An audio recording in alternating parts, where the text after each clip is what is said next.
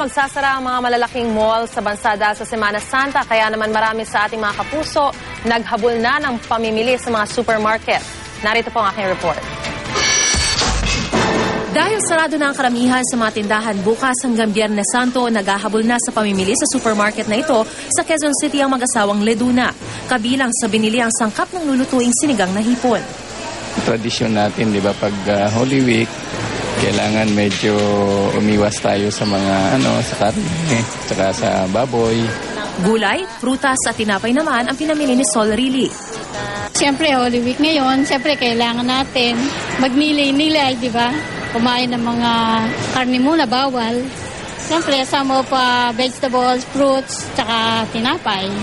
Iwas karne rin si Adelaida Francisco. Para na rin nating pakikisa sa paghihirap ng ating Lord. Napakadali naman gawin kung ikumpara natin sa ginawa ng Panginoon para sa atin.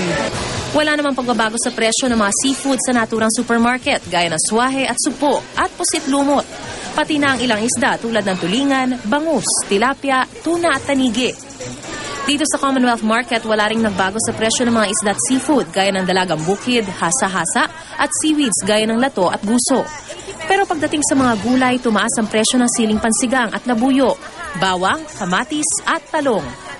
Ito pong Commonwealth Market bukas hanggang kahit sa Biyernes Santo. Pero doon sa mga hindi na makakapunta rito dahil medyo malayo-layo na po ang inyong lugar, konting taste-taste lang. Ika nga sa Biblia, man does not live by bread alone but by every word of God. Kaya hindi naman po siguro makakasama kung medyo mababawas-bawasan yung ating kakainin. Paraan na rin po ito para makiisa tayo sa pagpapakasakit at pagkamatay ni Jesucristo para sa ating kaligtasan.